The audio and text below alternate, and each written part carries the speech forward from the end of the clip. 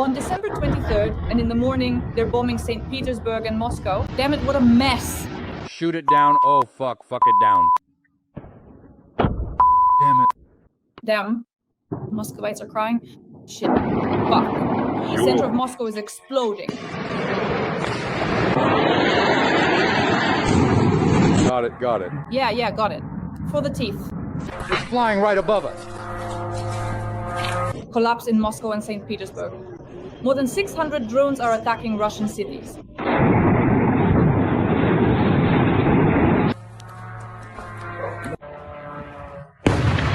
This is the kind of horror that's happening here. It's been burning for 20 minutes already. I don't see a single fire truck, not a single person. No evacuation or anything at all. This is terrible. What if everything blows up here right now? The AFU are actively attacking Moscow, St. Petersburg, and various other More. Another one just went off. Oh! Yeah, somewhere nearby. It's all happening here. Yeah, somewhere close by. 60,000 Muscovites are stranded in airports. No electricity, no communication, no internet. Moscow, St. Petersburg, and 30 cities across Russia. It's been going on for more than a day without a break. We are attacking Moscow and the regions.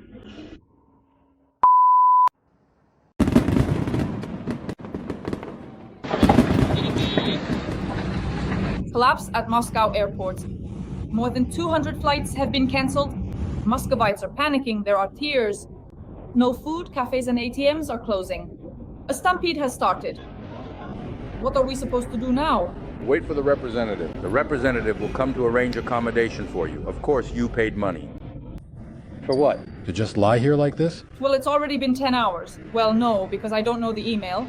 Well, is it even allowed to do this? I've been trying to communicate normally and call for a whole day. Respect me, I deserve it. Is this mess ever going to end or not, after all? I'm managing just fine. I'm managing. Breaking news, friends, and Russia is exploding. In the city, in the center. Of Moscow. But first of all, this is not the center. In these very moments, airfields and runways are burning, littered with the wreckage of Su-34s and Su-35s.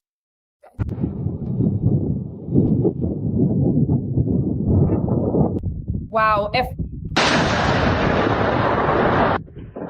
Moscow and Petersburg are paralyzed. More than 200 flights are delayed. Crowds, chaos, shouting, panic at the airports. Moscow, St. Petersburg, the Moscow region, the Leningrad region. Last night, they were subjected to a massive drone attack. At the airports in St. Petersburg and Moscow, there is a crush, panic, collapse, and chaos. More than 200 flights have been delayed. For a whole day, the Russians have been unable to take off. There are communication failures across the entire country. Mobile internet is down. Because of the operation of Russian electronic warfare, drones are attacking Moscow and St. Petersburg. Trains have come to a halt. There have been a series of large explosions in the Leningrad region. A strike was carried out on the Engulf 2 nuclear airfield, a strategic aviation base. It was attacked. Warehouses with aerial bombs are exploding. This is the work of the SBU, the main intelligence directorate, and the armed forces of Ukraine. The special operation Dina's Circle continues. The country is coming apart at the seams. The Kremlin is silent and the security forces are disoriented. We will discuss all of this with top analyst Alexander Demchenko right now. hello, Dasha. Hello, everyone. What do you think of the news? It seems to me that soon all of Russia will sink. It's just not clear in what exactly. Maybe even in blood. Maybe even in blood. Either in Vladimir Putin's performance or simply, as they say, the belly button will come undone and in the end, all of Russia will be flooded. Flooded for a reason. Because of this criminal war, the Ukrainian campaign will only escalate. The campaign to undermine the advance of Russian troops has stalled. The Sumy region has stalled. The southeastern direction is gradually stalling. And we can actually see that this is a major success. What the armed forces of Ukraine, the SBU, the military, and other Ukrainian intelligence agencies are doing right now. This is extremely important. Right now, all opportunities are being undermined. I wouldn't be surprised if soon ships are simply blown up, vessels of Russia's Pacific Fleet are sunk, submarines are destroyed, more fighter jets and bombers are taken out. They struck the Sukhoi jets, they struck Engulf's airbase. They're starting to hit back. And do you know why, Dasha? Because if Trump stopped the weapons, now there are no agreements and no obligations at all. Previously, it was forbidden to strike Russian bases deep inside Russia with American weapons. You remember, right? All those bans from Biden and T. But now there's nothing left. Did you cancel them? Did you give Putin the green light? Well, then Ukraine also believes it's been given the green light. That means it's allowed to strike and strike everywhere. And there will be strikes on Moscow, on St. Petersburg, on Leningrad, on Moscow, and on other regions, on Siberia, on Primory, and so on, down the line, for everything that's been done. And I'll go even further. I know that in the next 10 days, Malyuk is preparing a terrible response for Kyiv. There will be a terrible retaliation in Russia for Kyiv. Expect surprises. There will be a lot of them in the next 10 days. Yesterday, as I was watching those videos and preparing for our broadcast, I was thinking about the huge crowds and chaos at the airports in Moscow and St. Petersburg. Everyone is shouting, they're screaming, someone is even playing music. It reminded me of the Titanic when before dying, they decided to play music and dance. And then communication failures all over the country. But essentially, our drones have done, in the two largest cities in Russia, Moscow and St. Petersburg, there is massive chaos at the airports. So what happens next? How did you see this? Next come terrorist attacks, Dasha. You mentioned the Titanic, and now we need to play Malolita. You know that famous song from the Titanic? It should be played in every airport every single day so they hear it and get used to it. The traitor. But you see, Dasha, here's the thing. The thing is, after this, with Vladimir Putin, it's unclear who dropped their pants. In front of whom? Was it Trump in front of Putin or Putin in front of Trump? And waved them around, using Masha Zakharova's language, his equipment. So after this, Putin needs to force events. He needs to escalate. It's obvious that they didn't see eye to eye, Trump and Putin. It's clear that the deal is off. Now, Witkov bitten by a goose for those same stickles. In America, they're saying that energy sanctions against Russia need to be lifted. Yes, Putin doesn't care. He couldn't care less. I'll even put it that way. Vladimir Putin doesn't care about energy sanctions or fertilizer sanctions. He doesn't care. He couldn't care less about anything. Dash. He will continue the war. A new season is coming, a new stage of the war. A bigger war is coming, a global war.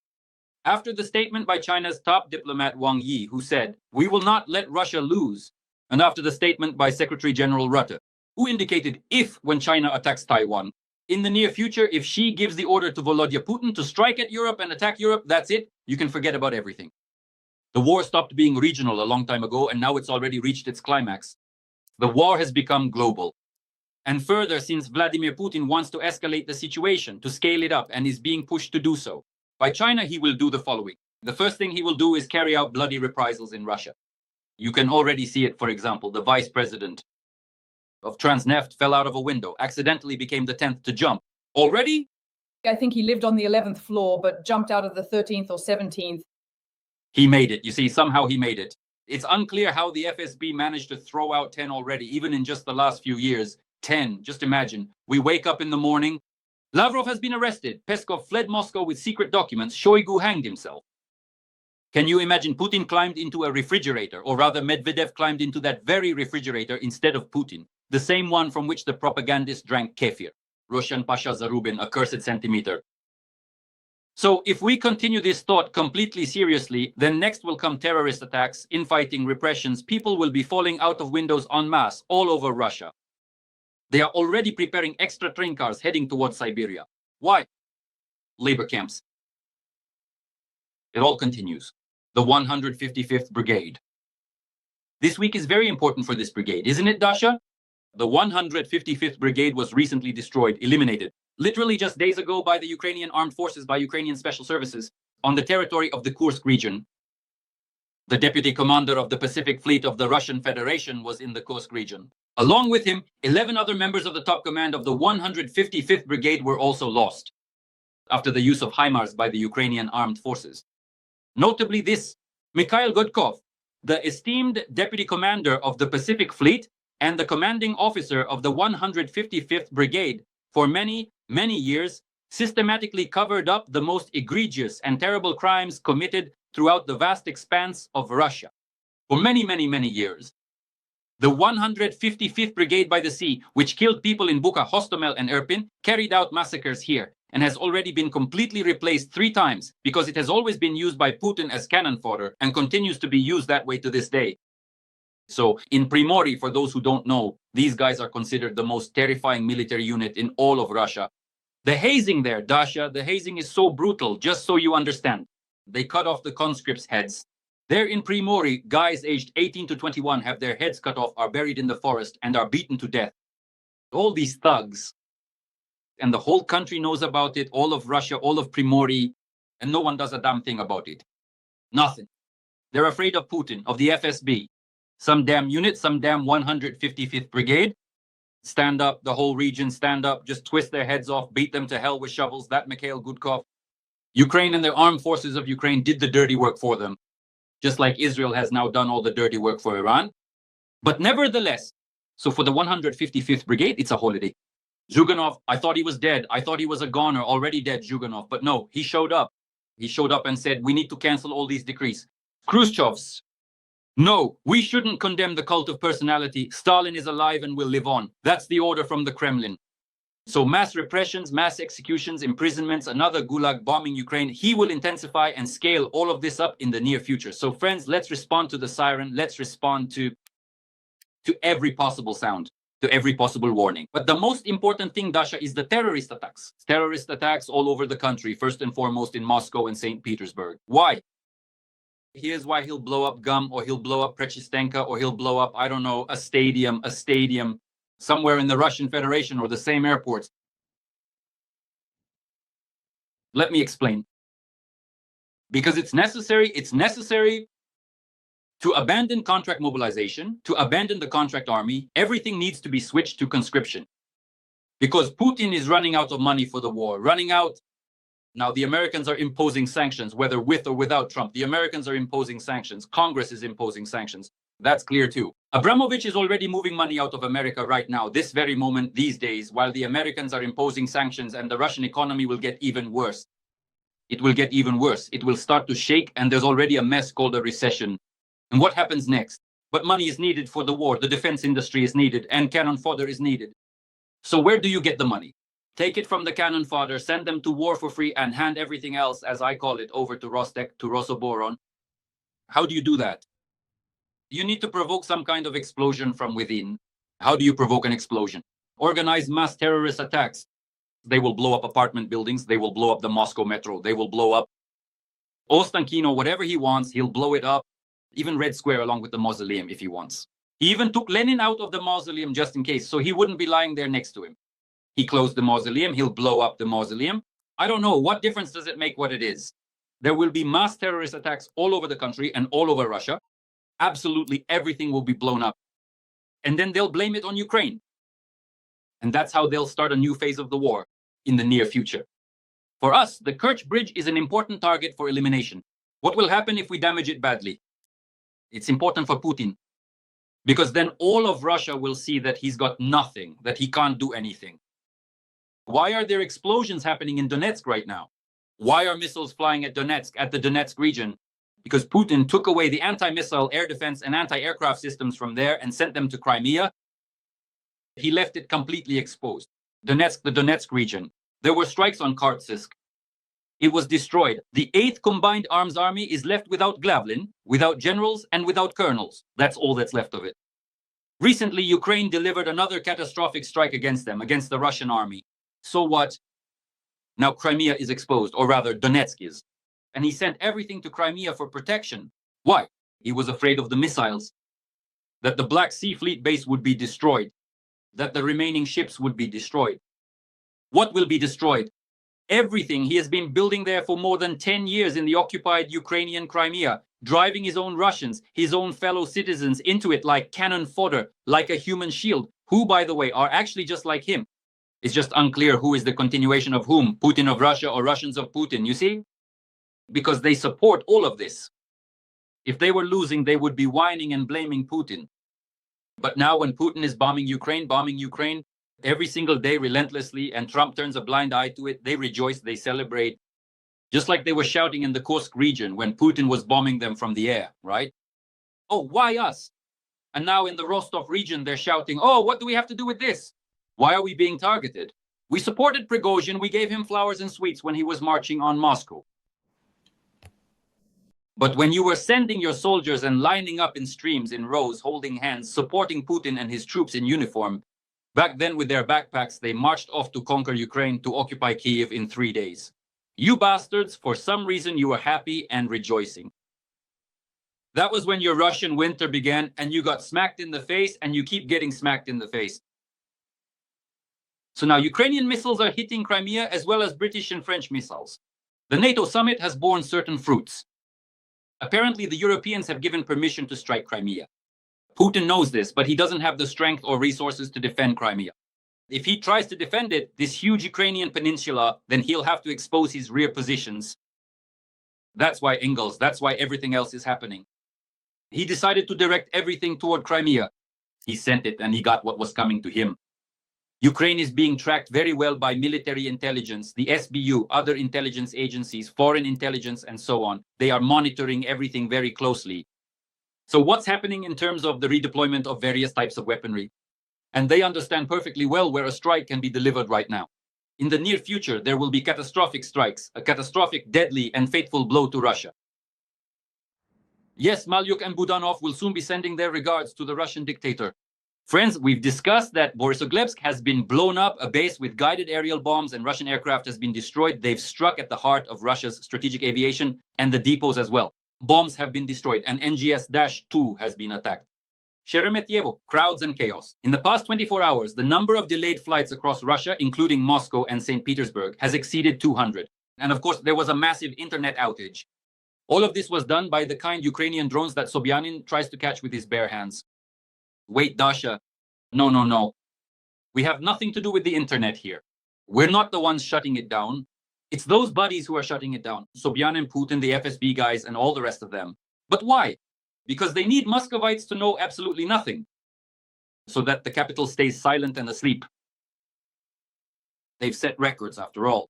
They've already, shut down the internet about 100 times in the past year, I think, in key cities and regions of Russia, if not more. So they've just gotten the hang of it and are now turning it into a whole operation. Why are they doing this? At some point, the internet in Russia will just disappear. Russia will curl up into a cocoon and fall into a lethargic sleep. And not even a flood will help. Everyone will just sleep through it.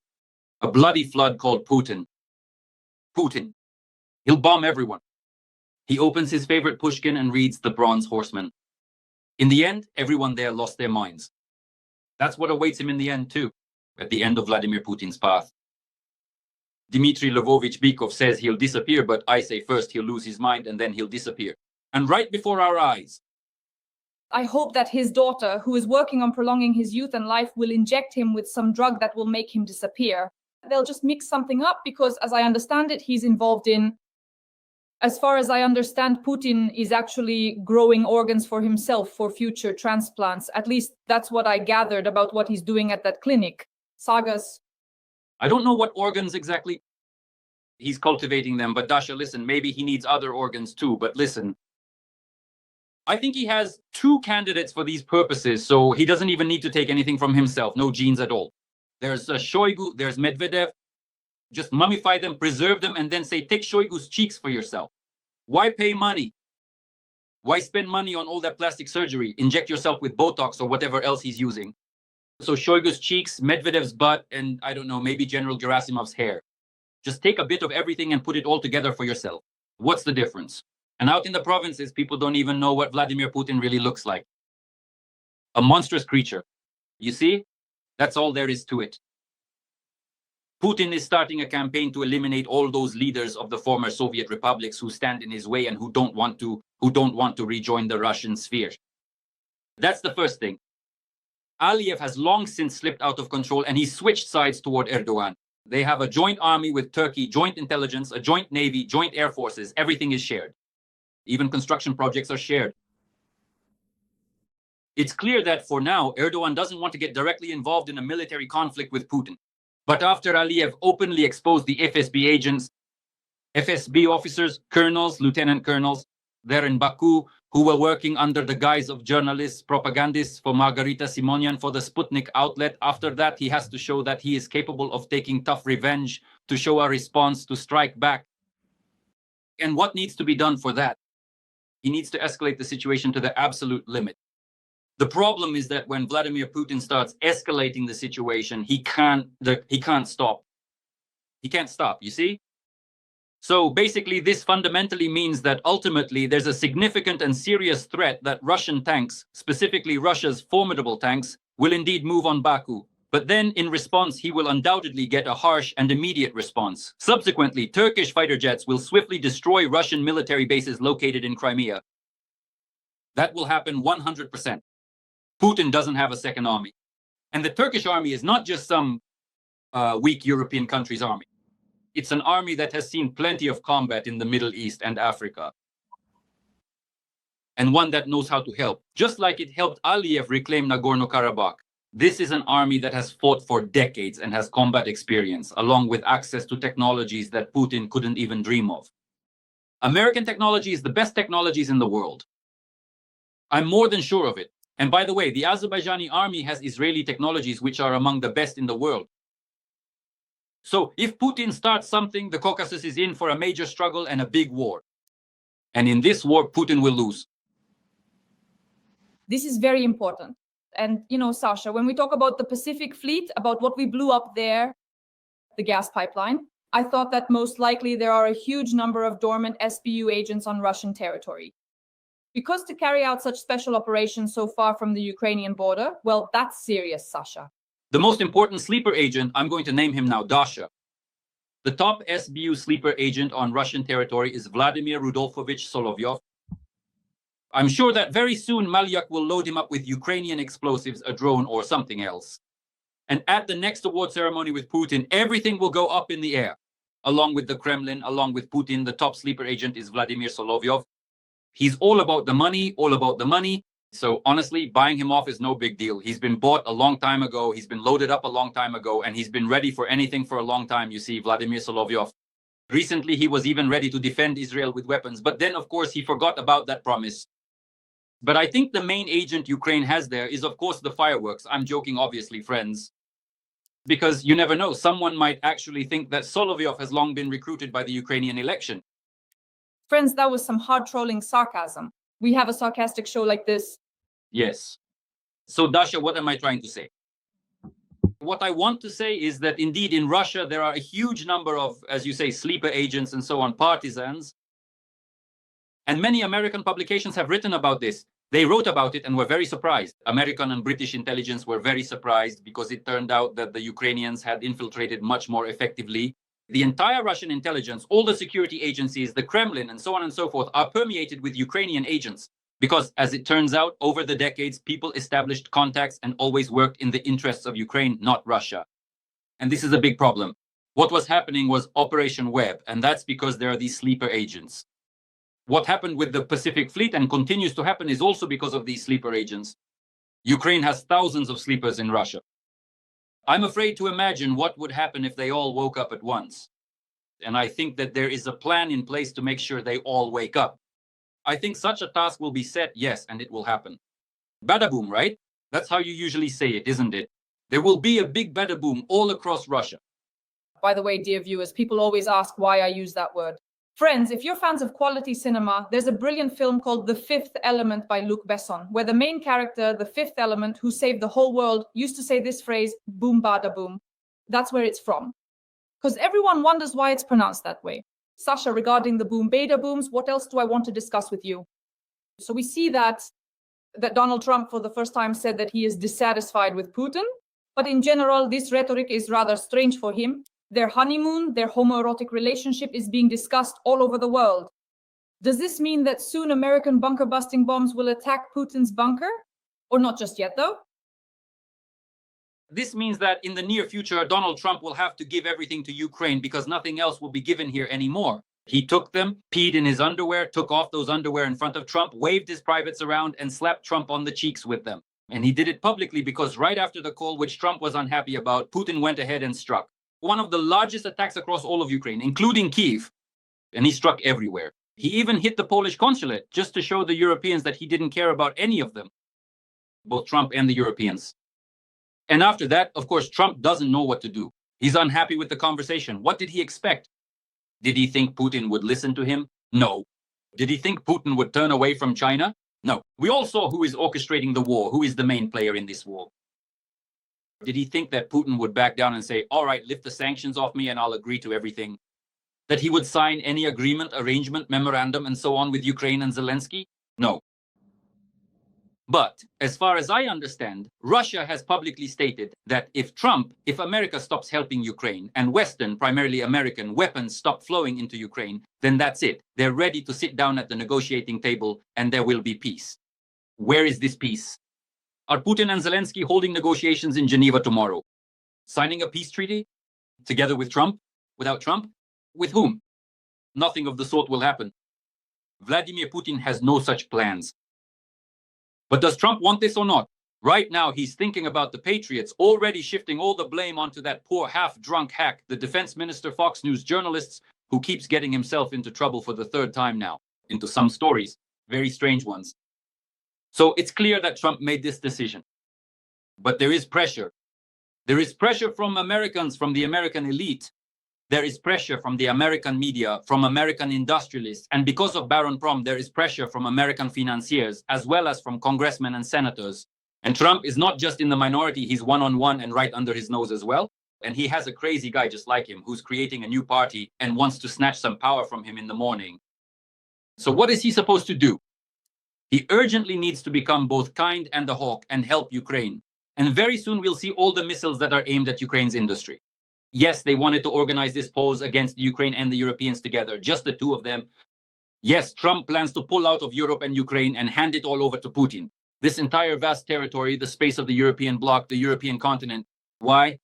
Let me explain. Because everyone will be fighting in Europe and Trump will be the one sponsoring it all. And he'll sell weapons to everyone, give out money, bargain with everyone, and destroy Europe. His, as he sees it, main geopolitical competitor. Not China, not Russia. He considers Europe to be his main rival on the globe. But in the near future, Trump's plans will be neutralized and collapse.